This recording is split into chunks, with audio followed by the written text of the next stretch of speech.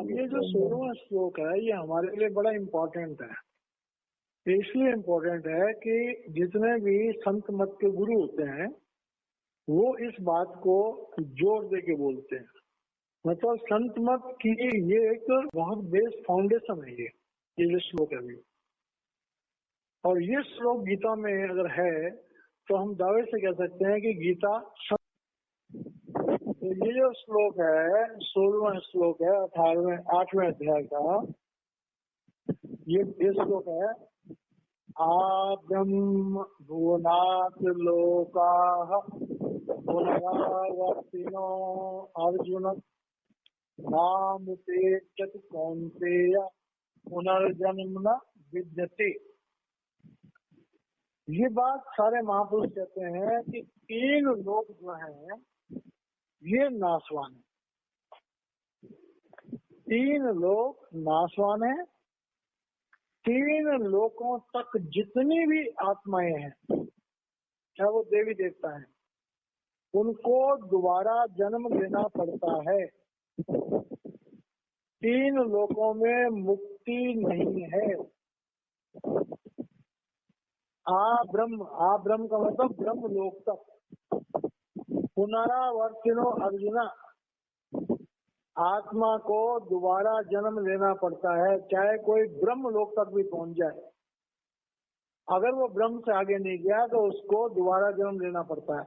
इसीलिए ब्रह्मा विष्णु महेश जो है इनकी भी एक सीमा है। जब इनका वो सीमा खत्म हो जाती है तो इनको भी वापस आना पड़ता है। स्पष्ट कर रहे हैं भगवान कि आ ब्रह्म भुवनात् लोकाः कि ब्रह्म लोक तक जितने भी लोग हैं पुनरावर्तिनो अर्जुन सबको दोबारा जन्म लेना पड़ता है। उनको मोक्ष नहीं है, उनको मुक्ति नहीं है। माम उपेत्य तो कौन्तेय पुनर्जन्म विद्यते। भगवान कह रहे हैं कि मैं ब्रह्म लोक से परे से आया हूँ। सुन लो, जिन लोगों को भी ये गलतफहमी है कि भगवान कृष्ण जो है काल के अवतार थे, भगवान कृष्ण जो है वो प्रब्रह्म के अवतार थे।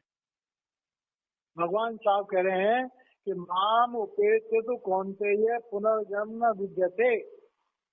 भगवान साफ कह रहे हैं कि मैं 3 लोकों का नहीं हूँ, मैं 3 लोकों से परे से आया हूँ। इसलिए मेरे साथ जो जुड़ेगा उसका दोबारा जन्म नहीं होगा।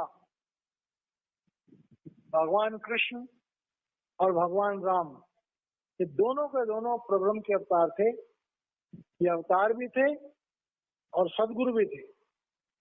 और बिल्कुल डंके की चोट पर भगवान इसमें कह रहे हैं कि जो मेरी भगवान कृष्ण क्या है? भगवान कृष्ण ज्योति स्वरूप है। भगवान कृष्ण जैसे भागवत का पहला श्लोक क्या, सच्चिदानंद रूपाय विश्व तत्त्यादि हेतुवे तापत्रय विनाशाय श्री कृष्णाय वयं नमः। भगवान श्री कृष्ण जो है वो 3 लोकों से परे हैं।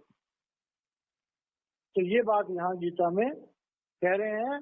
और ब्रह्म लोक तक सारी ही रचना नाशवान है। ब्रह्म लोक तक के सारी देवी देवता जो है उनका भी पुनरावृत्ति है, पुनर्जन्म होगा उनका, उनको भी मुक्ति नहीं है। और ये जो त्रिलोकी का जो सारा हिसाब किताब ये कितना खतरनाक है, अगले श्लोक में कह रहे सहस्र युग पर्यंतम अहयत ब्रह्मणो विदुः रात्रि युग सहस्रांताम ते अहरात्रि विदो जनाः। भगवान कह रहे हैं कि सहस्र युग पर्यंतम 1000 युगों का अह यद ब्रह्मणो विदु ब्रह्मा जी का एक दिन गिना जाता है। 1000 युग जब खत्म हो जाते हैं तब ब्रह्मा जी का एक दिन होता है। और उसके बाद रात्रिम युग सहस्रांतम और 1000 युग तक जो है वो रात्रि रहती है। ते अह रात्र विदो जनाः मतलब ये सृष्टि जो बनती है ब्रह्मा जी के 1000 युगों तक ये सृष्टि रहती है। और फिर जो रात्रि होती है 1000 युगों की रात्रि होती है। अब उस रात्रि में और दिन में क्या होता है तो अगले श्लोक में बता रखे। अगले श्लोक अव्यक्तात् व्यक्तयः सर्वाः प्रभुवन्ति अह आगमे रात्यागमे प्रलीयन्ते तत्र एवा अव्यक्त संज्ञके। अब कह रहे हैं अव्यक्तात् व्यक्तयः सर्वाः प्रभुवन्ति अह आगमे। ब्रह्मा जी का जब दिन स्टार्ट होता है तो उस समय में सारी सृष्टि उत्पन्न होती है, 84 लाख युग योनियां उत्पन्न होती हैं और वो 1000 युगों तक रहते हैं, 1000 युग तक रहती हैं। और उसके बाद रात्रि आगमे प्रलीयन्ते, जैसे रात आती है तो ये पृथ्वी जो है विलोप हो जाती है, सारी पृथ्वी अदृश्य हो जाती है। तत्र एव अव्यक्त संज्ञके, तब ये अप्रकट हो जाते, सब गुप्त, सब लुप्त हो जाता है। ये भगवान कह रहे हैं। तो ये हमारा जो जीवन चलता है 1000 युग पर्यंतम। अब 4 अरब साल, अब 1000 युगों में क्या क्या होता है साइंस ने भी एक्सेप्ट कर लिया है। ये पृथ्वी जो है 4 अरब साल हो गए ब्रह्मा जी का जब से दिन निकला है। अब इनकी कैलकुलेशन क्या है ये तो भगवान जाने, लेकिन साइंस ने भी इस चीज को एक्सेप्ट कर लिया। तो भगवान कह रहे हैं कि जो आत्माएं मोक्ष प्राप्त नहीं करती हैं उन आत्माओं को 1000 युगों तक तो वैसे ही जिंदा रहना पड़ेगा उनको। मतलब करोड़ों जन्म, 1000 युग में कितने करोड़ों कितने अरबों साल हो गए। और कोई 1000 चतुर्युग कहते हैं, यहाँ तो सहस्त्र युग पर्यंतम है। अब ये युग जो है ये चतुर्युग है या एक युग है ये समझ में नहीं है, इसकी व्याख्या में चतुर्युग कह गया तो वो 4000 युग हो गए।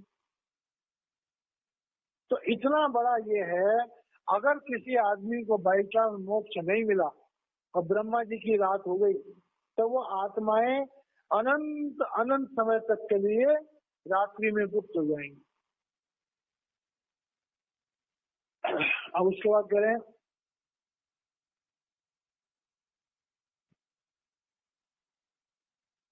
भूत ग्राम स एवायम भूत्वा भूत्वा प्रीयते रात्रि आगमे अवसह पार्था प्रभुवन्ति अह आगमे। और कहते हैं ये चक्र जो है जब से आत्माएं परमात्मा से अलग हुई हैं, जब से आत्माएं परमात्मा से अलग हुई हैं तब से ये समस्त जीव जो हैं इसी तरह बार बार जन्म लेते हैं और बार बार मरते हैं। बार बार ब्रह्मा जी का दिन होता है और बार बार रात होती है। ये किसी के बस में नहीं है, ये अपने आप होता है, ये किसी के बस में नहीं है। कोई कहे कि हम इसको रोक लेंगे या कर लेंगे, ये किसी के बस में नहीं है। काल ने ऐसा नियम बना रखा है। तो इसका जो सारांश है वो ये है जो पहले श्लोक में भगवान ने कहा है कि भाई जो मुझे भजते हैं माम उपेत्य, जो सदगुरु के चरणों में आ जाते हैं, जो प्रब्रह्म रूपी गुरु के चरणों में आ जाते हैं, वो इस चक्र से मुक्त हो जाते हैं। मतलब अगर तुम इस चक्र से मुक्त होना चाहते हो, इस करोड़ों अरबों खरबों जन्मों के इस चक्र से मुक्त होना चाहते हो तो आप प्रब्रह्म रूपी गुरु के शरण में जाओ, वो तुम्हें जो है इस ब्रह्म के प्रपंच से अलग कर देगा। अब कह रहे हैं कि ये जो सिस्टम है, अगले श्लोक में कह रहे हैं परस्तस्मात् भावो अन्यो अव्यक्तो व्यक्तात् सनातनः यह सह सर्वेषु भूतेषु नश्यतु विनश्यति। भगवान कह रहे हैं कि पर जो है उसे प्रब्रह्म है, पर तस्मात् तु भावो अन्यो। भगवान कह रहे हैं कि ए जीवों तुम प्रब्रह्म के भाव की तरफ जाओ जो कि अव्यक्त है, व्यक्तात् सनातना। कह रहे हैं कि ये शाश्वत है और ये अविनाशी है। तुम अव्यक्त, तुम प्रब्रह्म की तरफ अपना ध्यान लगाओ। प्रब्रह्म की तरफ जो अपना ध्यान लगाएगा वो ही परब्रह्म की तरफ जाएगा, और वो अव्यक्त है। अब ये बात समझने वाली है कि बाहर जो आंखों से दिखाई देता है वो सब व्यक्त है, लेकिन जो अंदर की आंख से दिखाई देता है वो अव्यक्त है। इसका सारांश क्या है कि तुम अव्यक्त को अपने अंदर में जो तुम्हारी प्रभु की सत्ता है, प्रभु का जो अंदर का जो हिसाब किताब है उसके साथ जुड़ो। वही सनातन है, वही अविनाशी है। यह है शह सर्वेश भूषेतु। कह रहे हैं ये जो संसार तुम्हें दिखाई दे रहा है, समस्त संसार नश्यत्सु, ये नष्ट हो जाता है, लेकिन जो प्रब्रह्म है न विनश्यति। परब्रह्म जो है वो कभी नाश नहीं होता। महाराज जी ने अपने सत्संग में कहा कि जब प्रलय आती है तो ब्रह्म लोक तक नाश हो जाता है, जब महाप्रलय आती है तो कहते हैं प्रब्रह्म भी नाश हो जाता है, तब खाली सचखंड बचता है। लेकिन जो प्रब्रह्म में चले जाते हैं वो वापस ब्रह्म में नहीं आते, वो फिर अपने आप सचखंड चले जाते हैं। तो कह रहे हैं कि जो अव्यक्त सृष्टि है भगवान की, उस अव्यक्त सृष्टि के साथ जुड़ने की कोशिश करो। वही परम गति है, वही सनातन है, वही अविनाशी है। जिसने व्यक्त में लगाया, मतलब जिसने इस संसार में, जिसने इस भौतिक जगत में दिल लगाया, वो कभी भी मुक्त नहीं हो सकता, उसे बार बार वापस आना पड़ेगा। और जिसने उस अविनाशी परमात्मा से, और अविनाशी परमात्मा क्या है? शब्द रूप है, प्रकाश रूप है। तो जिसने उस अविनाशी परमात्मा से दिल लगाया वो वापस नहीं आएगा। जिसने इस नाशवान परमात्मा से दिल लगाया, क्योंकि काल निरंजन को भी हम भगवान कहते हैं, जिसने नाशवान परमात्मा से दिल लगाया तो वह वापस आएगा। तो कह रहे हैं लास्ट में, कह रहे हैं अव्यक्तो अक्षरा इति युक्त तम आहु परमाम गतिम यम प्राप्य न निवर्तन्ते तदधाम परमम मम। अब भगवान कह रहे हैं कि तुम्हें अव्यक्त से क्यों ध्यान लगाना चाहिए, उसका कारण बता रहे हैं। अव्यक्तो अक्षरा, जो अव्यक्त है वो अविनाशी है। इति युक्त तम आहु, कह रहे हैं इस प्रकार से जो उससे जुड़ता है, इति उक्त तम आहु, कह रहे हैं कि इस बात को इस तरह से समझाया जाता है परमाम गति, कि जिसको श्रेष्ठ जीवन प्राप्त करना है वो अविनाशी परमात्मा से दिल लगाए, अविनाशी परमात्मा को प्राप्त करने की कोशिश करे, अविनाशी परमात्मा से जुड़ने का प्रयास करे। जो समझदार इंसान है, जो इंसान ज्ञानवान है, जो इंसान अपना भला चाहते हैं, वो अविनाशी परमात्मा को जानने का प्रयास करें। सब महापुरुषों ने यही कहा, यम प्राप्त न निवर्तन्ते, एक बार तुम ब्रह्म से परे उस प्रब्रह्म में, उस सार शब्द में चले जाओगे तो तुम्हें दोबारा जन्म नहीं लेना पड़ेगा। तदधाम परमम मम। अब देखिए, इसको महापुरुषों ने कहा, जो भी भजन सिमरन करने वाले लोग हैं, बाबा सावन सिंह महाराज जी ने, कृपाल सिंह महाराज जी ने जो समझाया कि बड़े घंटे की आवाज, जो आदमी साफ सुनता है, खाली बड़े घंटे की आवाज, बड़े घंटे की आवाज को हमारी आत्मा पकड़ लेती है, और बड़ी जोर जोर से जब वो घंटा बजता है तो हमारी आत्मा मन से अलग होती है, वासनाओं से अलग होती है। और जिस भाग्यवान की किस्मत में बांसुरी की आवाज हो, तो बांसुरी की आवाज फिर हमारी सूक्ष्म आत्मा को उड़ा के ले जाती है। ये महाराज जी के लफ्ज मेरे नहीं है। इस घंटे की आवाज या जो वज्रपात होता है, बिजली की कड़क, ये दो आवाजें हैं जो हमारे मन को, आत्मा को, और मन से, आत्मा को मन से अलग करते हैं। बांसुरी की आवाज का जिक्र सारे धर्म ग्रंथों में है, यहाँ तक कि मौलाना रूम ने भी कहा, विष्णु अजनो हाथ शिकायत माँ पुनः, कि विष्णु अजनो, विष्णु कहते हैं बांसुरी की आवाज। भगवान कृष्ण के मुंह पे जो बांसुरी दिखाई जाती है वो ये बांसुरी की ही आवाज है। और भगवान कृष्ण ने मुझे बताते हैं गोपियों को उन्होंने रास लीला, महारास लीला, अब ये भागवत करने वालों को बेचारों को पता ही कुछ नहीं है, तो वो क्या किसी को बताएंगे। रासलीला, महारास लीला, भगवान की अंदर से जो बांसुरी बजती है उस बांसुरी की रासलीला है। तो हमारे अंदर में बांसुरी बजती है तो आत्मा 3 लोक में रह ही नहीं सकती। आत्मा शरीर को छोड़ देगी, छोड़ के भाग जाएगी शरीर। जैसे बताते ना कि भगवान ने जब निधि वन में जो है वो महारास लीला करी तो जो जैसे तो उठ के चली आई। अरे उनका शरीर थोड़े उठ के चला, उनकी आत्मा ही निकल के आ गई भगवान के पास। तो ये जो है रूहानियत के जो है भगवान ईश्वर करें, यम प्राप्त न निवर्तनते, वो काल के जाल से मुक्त हो जाते हैं, ब्रह्म से परे चले जाते हैं। तद धाम परम मम, और वही मेरा धाम, मैं वहीं से आया हूँ। और भगवान कृष्ण दोबारा कह रहे हैं कि मैं ब्रह्म का कैदी नहीं हूँ, हम तो वेदी दुर्धाम के लाए हुकुम हजूरी, कबीर साहब ने कहा। लौट आए हैं यार के दल से वक्त ने जब हमें पुकारा है, दयाल कृष्ण का वही भगवान कह रहे हैं। भगवान कह रहे हैं कि मैं तो सचखंड से आया हूँ। स्पष्ट कह रहे हैं गीता में कि यम प्राप्त न निवर्तन से, मेरे घर वहां पहुंच से कोई दोबारा जन्म नहीं लेना पड़ता। तब धाम परम मम, वही मेरा धाम है। उसको क्या मतलब कि मैं सचखंड से आया हूँ। अब इससे बड़ा प्रूफ क्या चाहिए। गीता में भगवान स्वयं कह रहे हैं कि मैं सचखंड से आया हूँ और तुम्हें भी सचखंड ले जाना चाहता हूँ। और ये लफ्ज किसके होते हैं, ये लफ्ज होता है सदगुरु के। इसका मतलब कृष्ण कौन है, सदगुरु है। तो अवतार भी है और सदगुरु भी है, इसीलिए भगवान कृष्ण का इतना महत्व है, भगवान राम का इतना महत्व है। अब आगे कहते हैं पुरुषः सः परः पार्थ भक्त्या लभ्यस्तु अन्यन्या यस्यान्तः स्थानि भूतानि येन सर्वम् इदं ततम्। अब भगवान कह रहे हैं देखो, पुरुष है सह पार्थ।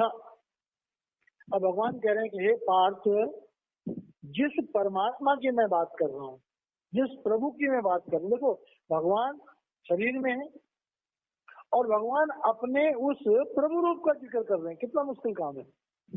तो कह रहे पुरुष है सह परः पार्थ। भगवान कह रहे हैं पार्थ, मैं तुझे जिस कृष्ण के बारे में बता रहा हूँ, अभी उन्होंने कहा मेरा घर, तो ये सोचते हैं कि अर्जुन को कहीं गलतफहमी ना हो जाए कि ये शरीर भगवान है। शरीर गुरु नहीं हो सकता, शरीर में काम करने वाली प्रभु सत्ता गुरु है। यही बात कृष्ण भगवान कह रहे हैं। पुरुष है सह पर पार्थ, हे पार्थ, जिस भगवान की मैंने बात करी है वो सर्वश्रेष्ठ परमात्मा अलग है, मतलब वो मेरे अंदर विराजमान है, ये शरीर नहीं है।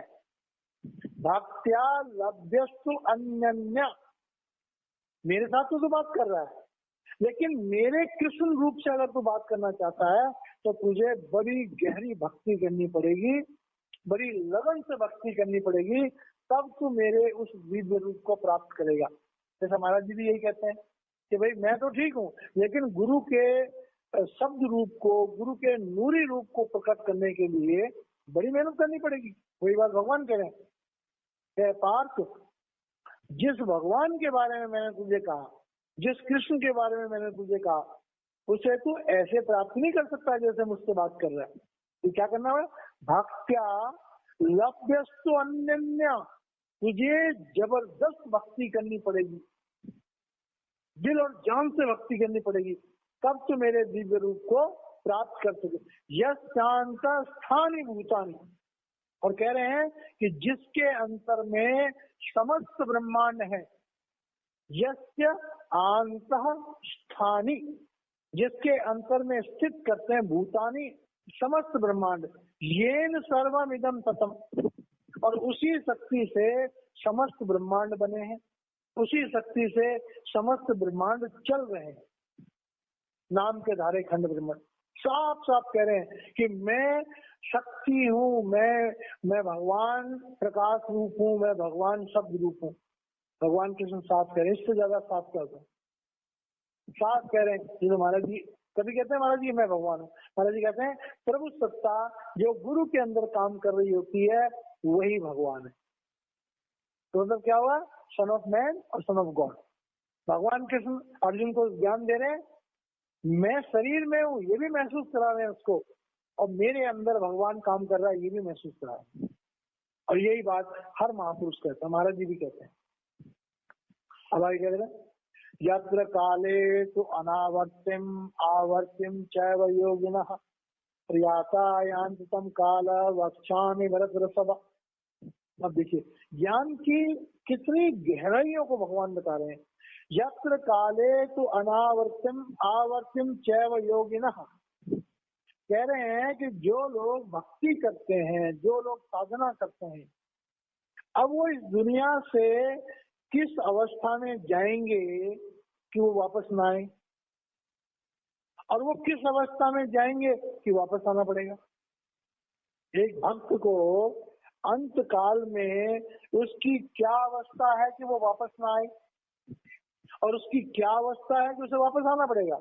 यत्र काले मतलब जिस समय तो अनावर्तिम हमारी आत्मा वापस नहीं आएगी, और आवर्तिम वापस आएगी, चैव योगिनः, कि भक्ति के रास्ते पर कौन सी ऐसी अवस्था है कि हम दोबारा जन्म नहीं लेंगे, और कौन सी ऐसी अवस्था है कि हम दोबारा जन्म लेंगे। प्रियाता यान्ति तं कालम, कह रहे हैं जिस समय में हम शरीर छोड़ते हैं, तम कालम वक्ष्यामि भरतर्षभ। हे अर्जुन, अब मैं तुझे ये बताता हूँ कि किस समय में शरीर छोड़ने पर हमें मोक्ष प्राप्त होगा, और किस समय में शरीर छोड़ने पर हमें दोबारा जन्म लेना पड़ेगा। अब ये समय के साथ अवस्था भी है कि किस आंतरिक अवस्था में हमारा दोबारा जन्म हो जाएगा, और किस आंतरिक अवस्था में हमें मोक्ष मिल जाएगा। तो भगवान कह रहे हैं कि ये बात जो है ये बहुत समझने की है और बहुत ही इम्पोर्टेंट भी है। अब देखिए ये बात हर इंसान के दिल में होती है, समझनी चाहिए। आइए अब हम इसको समझाते हैं कि किस काल में जन्म, किस काल में मरने से हमें मोक्ष मिलेगा, और किस काल में मरने से हमें वापस आना पड़ेगा। अग्निर्ज्योतिरः शुक्लः षड्मासा उत्तरायणम् तत् प्रियाता गच्छन्ति ब्रह्मविदो जनाः। कह रहे हैं कि अग्निर्ज्योति अह, कहते हैं दिन का समय है, ज्योतिर्मय अग्नि जल रही है, और ये 6 महीने का समय है उत्तरायण, सूर्य जब उत्तर दिशा की तरफ झुका होता है। 2 अयन होते हैं, एक उत्तरायण होता है, एक दक्षिणायन होता है। उत्तरायण में सूर्य उत्तर दिशा की तरफ झुका होता है, और दक्षिणायन में सूर्य दक्षिण की तरफ होता है। अब देखिए यहाँ पर जो दिया गया है ये संकेत है। हमारे शरीर में सूर्य जो है उसके लिए हम नाभि चक्र से ही, जो हमारा गायत्री मंत्र है वो नाभि चक्र से स्टार्ट होता है, ऐसा कहा जाता है कि नाभि चक्र पर सूर्य की स्थापना की गई है, अग्नि जिसे कहते हैं। तो जब हमारी आत्मा की तवज्जो नाभि चक्र से नीचे क्या है, अपान वायु, नाभि चक्र से ऊपर क्या है, समान वायु, प्राण वायु, उदान वायु। तो जब हमारी आत्मा नाभि चक्र से सिर की तरफ होती है, सिर क्या उत्तर, पैर क्या दक्षिण। अग्नि ज्योति है शुक्ल षड्मासा उत्तरायण तत्र प्रियाता गच्छन्ति ब्रह्म। अब कहते हैं कि इस समय में जो इंसान शरीर त्यागता है वो ब्रह्म को प्राप्त होता है। अब इसमें थ्योरेटिकल है, अब इसका आध्यात्मिक मतलब क्या, इन्होंने कहा उत्तरायण। अब हम पंचांग में देखते हैं कि 6 महीने तक सूर्य उत्तरायण में होता है। भीष्म पितामह को जब बाण लगे थे तो उन्होंने कहा नहीं, मैं उत्तरायण का इंतजार करूंगा, अब सूर्य जब उत्तर दिशा में आएगा। ये तो लोगों का कहना है, लेकिन हो सकता है कि भीष्म पितामह ध्यान में लीन, मतलब सैया पर रह करके भी ध्यान में लीन है, और वो ये देख रहे हैं कि मेरा सूर्य कब प्रकट होता है। अंदर में जब सूर्य प्रकट होगा मस्तक पर उत्तरायण में, तब वो प्राण छोड़ेंगे। तो यहाँ पर यह है कि जब हमारी आत्मिक तरक्की नाभि चक्र से ऊपर की तरफ होती है, हमें अंदर में ज्योति दिखाई देती है, अग्नि का रूप ज्योति है, ज्योतिर्मय अग्नि, उसमें शब्द भी है और ज्योति भी है। तो उस समय में तत्र प्रियाता, उस समय जो शरीर छोड़ता है वो परब्रह्म में जाता है, भगवान को प्राप्त होता है। उत्तरायण। अब दूसरा कह रहे हैं, धूमो रात्रि तथा कृष्ण षड्मास दक्षिणायनम तत्र चांद्रमसम ज्योतिर्योगी प्राप्त निवर्तते। अब देखिए, चंद्रमा हमारे इंद्रिय चक्र पर चांद और तारे जो दिखाई देते हैं, जैसा महापुरुषों का जिक्र है कि चांद और तारे इंद्रिय चक्र क्रॉस करते समय में दिखाई दे जाते हैं। चंद्रमा वैसे ये भी कहा जाता है कि भगवान शंकर के जो है माथे पर चंद्रमा होता है, लेकिन जो महापुरुष, जिन महापुरुषों ने अध्यात्म का अध्ययन किया है, वो कहते हैं कि जब तक हमारा मूल चक्र क्रॉस नहीं होता तब तक तो हम अंदर एंट्री नहीं कर पाते। मतलब जब तक हमारी कमाई 100% शुद्ध नहीं होती है, हम ध्यान में ढंग से बैठ ही नहीं सकते। जब हमारा जीवन पूर्ण पवित्र हो जाता है, हम काम वासनाओं से मुक्त हो जाते हैं, तब हमारी आत्मा, हमारे अंदर में तारे प्रकट होते हैं। चंद्रमा तारे प्रकट होते हैं, फिर चंद्रमा तक दिखाई देते हैं। बिना पवित्र जीवन के कोई आदमी तारों को देख ही नहीं सकता अंदर। और जब इंसान का काम और लोभ दोनों जीत लेता है और नाभि चक्र पे आता है, तब सूर्य के दर्शन होते हैं। तो यहाँ पर कह रहे हैं धूमो, धूमो मतलब धुआं, धूमो रात्रि मतलब यहाँ तो अग्नि और ज्योति का है। अब अगर जो भजन सिमरन करने वाले हैं उनको ये देखना होगा, हम जब ध्यान में बैठते हैं और हमें तरह तरह के रंग दिखाई देते हैं, तो रंग क्या, धुएं जैसे रंग है। वो रंग जो है हमारे नाभि चक्र से नीचे के हैं। नाभि चक्र से ऊपर जब आत्मा जाती है तो वो चमकदार रंग अलग दूसरे किस्म के होते हैं। तो धूमो रात्रि तथा कृष्ण, अब कृष्ण पक्ष जो है षड्मासा दक्षिणायन, जब हमारी तवज्जो नाभि चक्र से नीचे होती है। अब कई लोग नाभि चक्र से नीचे कहते हैं, कई लोग हृदय चक्र से नीचे कहते हैं। ये कई अलग अलग जो है वो लोगों के अपने मत है। लेकिन अपान वायु को डेफिनेटली, अपान वायु में कोई भी आदमी मुक्त नहीं हो सकता नाभि चक्र से, मतलब कामी क्रोधी लालची से भक्ति न हो। तो जिस आदमी की आत्मा नाभि चक्र से नीचे नीचे रहती है, उसको जो रोशनियां दिखाई देती हैं वो धुएं जैसी होती है। धूमो रात्रि, रात के समय में जो धुंधली रोशनियां होती हैं वो दिखाई देती हैं। षड्मासा दक्षिणायन, क्या हमारी आत्मा, हमारी तवज्जो नीचे की तरफ है। तत्र चांद्रमसम ज्योति, अगर वो ज्योति दिखाई भी देती है तो चंद्रमा जैसी है। अब कोई रंग अगर तुम चंद्रमा की ज्योति में देखोगे तो उसका एक अलग हिसाब होगा। कोई रंग तुम सूर्य की रोशनी में दिखाओगे तो एक अलग रंग होगा। माना सूर्य से रंग निकल रहे हैं, उनकी चमक कुछ और होगी, चंद्रमा से रंग निकल रहे हैं, उनकी चमक कुछ और होगी। तो जब हमारी आत्मा नाभि चक्र से नीचे होती है तो वहां पर क्या होता है, तत्र चांद्रमसम ज्योति, तो ज्योति का हमें आभास होता है लेकिन वो धुंधली होती है। योगी प्राप्त निवर्तते, ऐसा होने पर जो योगी है उनको दोबारा जन्म लेना पड़ता है। मतलब क्या हुआ, अपान वायु में जीने वाले लोग, उनको दोबारा वापस आना पड़ता है। जिनकी आत्मा नाभि चक्र से ऊपर हो जाती है, जो काम वासनाएं, लोभ और क्रोध इसको त्याग देते हैं, तो उनकी आत्मा उनको मुक्ति के रास्ते पर आगे बढ़ते हैं। जो इनको नहीं त्यागते वो नीचे रहते हैं, जो मर्जी करते हैं। तो ये चांद्रमसम दक्षिणायन और अग्नि ज्योति उत्तरायण। अब देखिए, मतलब ये तो है शाब्दिक मतलब, पर आध्यात्मिक मतलब क्या है? आध्यात्मिक मतलब वही है कि जो शब्द और ज्योति के साथ जुड़ेगा वो मुक्त हो जाएगा, और जो शब्द और ज्योति के साथ जुड़ा नहीं है, उसका धुंधला रूप देखता है, तो भैया उसे वापस आना पड़ेगा। मतलब कान में उंगली डालकर शब्द सुनाई देता है, उंगली निकाल दे तो शब्द नहीं सुनाई देता है, तो वो लक्षण आएंगे। मुक्ति का मुश्किल है। बिना कान में उंगली डाले शब्द सुनाई देता है तो ठीक है, अंदर में ज्योति चमकदार दिखाई देती है तो ठीक है, ज्योति धुंधली दिखाई देती है तो भी कमी है। तो ये बात कह रहे हैं कि भाई जो लोग उत्तरायण में हैं, जिनकी आत्मा नाभि चक्र से ऊपर की तरफ स्थित है, तो भैया उनको तो वापस नहीं आना पड़ेगा। और जिनकी आत्मा नाभि चक्र से नीचे स्थित है उनको वापस होना पड़ेगा।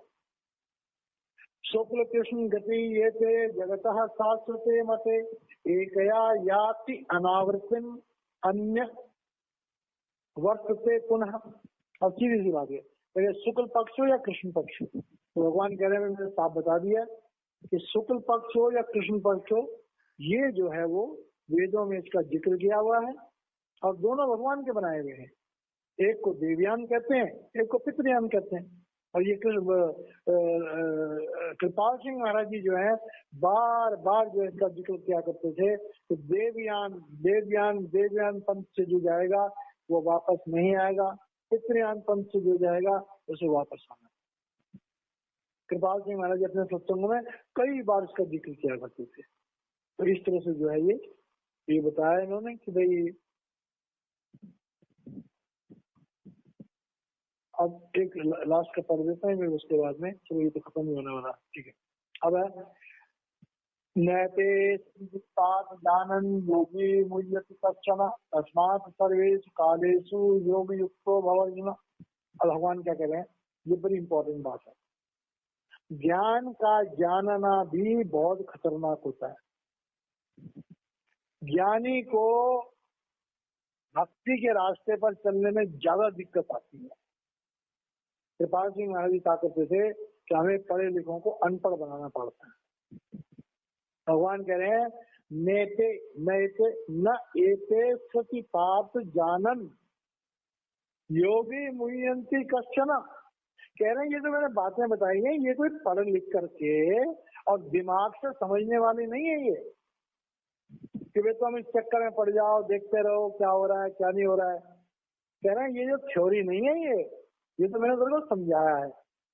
जिनकी आत्मा जहाँ टिक जाती है उनका स्वभाव बदल जाता है। लेकिन कोई आदमी अपने दिमाग का इस्तेमाल करके और ये जानने की कोशिश करे कि मैं उत्तरायण में हूँ कोई दक्षिणायन में हूँ, तो कह रहा है वो गड़बड़, वो आदमी फिर कहीं नहीं टिक सकता। कहते हैं ये तो स्थित होने की बात है। न एते सृष्टि पार्थ जानन, कह रहे इन चीजों को इन मार्गों को जानने की कोई जरूरत नहीं है। योगी मुह्यन्ति कश्चन, अगर तुम जानने की कोशिश करोगे तो तुम मोहित हो जाओगे। हो सकता है तुम्हें अहंकार हो जाए कि मैं तो शुक्ल पक्ष में, मैं तो उत्तरायण में स्थित हो गया हूँ और तुम नीचे गिर जाओ। तो ये रास्ता जानने का नहीं है, ये न डिस्कस करने का है। तस्मात् सर्वेषु कालेषु योग युक्त अर्जुन, तेरा काम है तो रात हर दिन भक्ति में लगा रहे, रात हर दिन शब्द में लगा रहे, रात हर दिन सत्संग में लगा रहे। तेरे को ये जानने की जरूरत नहीं है कि तेरी क्या तरक्की हुई है। और ये बात महाराज जी भी सत्संग कह रहे थे कल कि हमें ये जानने की जरूरत नहीं कि हम कहाँ हैं। हमारा काम तो है कर्मण्येवाधिकारस्य से मां फलेषु कदाचन, कर्म करे जाओ, क्या होगा वो महाराज परमात्मा जानता है। तो कह रहे हैं ये बात मैंने तुझे बता दी है, लेकिन ये बात समझने की नहीं है और जानने की नहीं है। इस तरफ अगर अपना दिमाग लगाओगे तो काम खराब हो जाएगा। वेदेषु यज्ञेषु तपसु चैव दानेषु यत् पुण्य फलम प्रतिष्ठम अत्येति तत्सर्वम इदम विदित्वा योगी परम स्थानम उपेति च आद्यम। अब भगवान कह रहे हैं कि वेदेषु वेदों के पढ़ने से, यज्ञेषु यज्ञ करने से, तपसु तप करने से, दानेषु दान देने से, यत् पुण्य फलम प्रतिष्ठम, इन सबको करने से जो फल हमें मिलता है, वेदों को पढ़ने से, यज्ञ करने से, तप करने से, दान करने से, इन सब चीजों से जो फल हमें मिलता है, अत्येति तत्सर्वम इदम विदित्वा, कह रहे हैं जो ध्यान लगाने का रास्ता है, भजन सुमरन का रास्ता है, उस रास्ते में इन सब कामों को करने की बजाय इससे बहुत ज्यादा फल मिलता है। योगी परम स्थानम उपेति चाद्यम, कह रहे हैं जो ऊपर रास्ते बताए हैं इनसे तो हमें जो चीजें मिलेंगी वो 3 लोग की मिलेंगी, लेकिन ध्यान लगाने से योगी जो है वो परमात्मा के घर को, उस परम पद को ही प्राप्त कर लेगा। तो कहने का मतलब क्या हुआ कि सारे काम झूठे, 24 घंटे सिमरन करो, जब मौका मिले आंखें बंद करो, ज्योति मेडिटेशन करो, शब्द मेडिटेशन करो, अपने अनाहत नाद को खुलवाओ, 24 घंटे शब्द में मस्ती में लीन रहो, दुनिया के काम भी करते रहो, हथ कारबल और दिलयान, दुनिया के काम करते रहो और अपना ध्यान प्रभु में लगाए रखो। इस तरह से जीवन बिताओ तो तुम कभी भी इस दुनिया में नहीं रहोगे, अंत काल में सीधा सचखंड जाओगे। जय महाराज जी। जय महाराज जी। अब नैते जानन योगी मुह्यति कश्चन तस्मात् सर्वेषु कालेषु योग युक्तो भव अर्जुन। अब भगवान क्या कह रहे हैं, ये बड़ी इंपॉर्टेंट बात है। ज्ञान का जानना भी बहुत खतरनाक होता है। ज्ञानी को भक्ति के रास्ते पर चलने में ज्यादा दिक्कत आती है। कृपाल सिंह महाराज जी कहा करते थे कि हमें पढ़े लिखों को अनपढ़ बनाना पड़ता है। भगवान कह रहे हैं नेते नैते न एते सति पार्थ जानन योगी मुह्यन्ति कश्चन। कह रहे हैं ये जो मैंने बातें बताई हैं ये कोई पढ़ लिख करके और दिमाग से समझने वाली नहीं है ये, कि वे तुम इस चक्कर में पड़ जाओ, देखते रहो क्या हो रहा है क्या नहीं हो रहा है। कह रहे हैं ये जो थ्योरी नहीं है ये तो मैंने तुमको समझाया है। जिनकी आत्मा जहाँ टिक जाती है उनका स्वभाव बदल जाता है। लेकिन कोई आदमी अपने दिमाग का इस्तेमाल करके और ये जानने की कोशिश करे कि मैं उत्तरायण में हूँ, कोई दक्षिणायन में हूँ, तो कह रहा है वो गड़बड़, वो आदमी फिर कहीं नहीं टिक सकता। कहते हैं ये तो स्थित होने की बात है। न एते सृष्टि पार्थ जानन, कह रहे इन चीजों को, इन मार्गों को जानने की कोई जरूरत नहीं है। योगी मुह्यन्ति कश्चन, अगर तुम जानने की कोशिश करोगे तो तुम मोहित हो जाओगे। हो सकता है तुम्हें अहंकार हो जाए कि मैं तो शुक्ल पक्ष में, मैं तो उत्तरायण में स्थित हो गया हूँ और तुम नीचे गिर जाओ। फिर ये रास्ता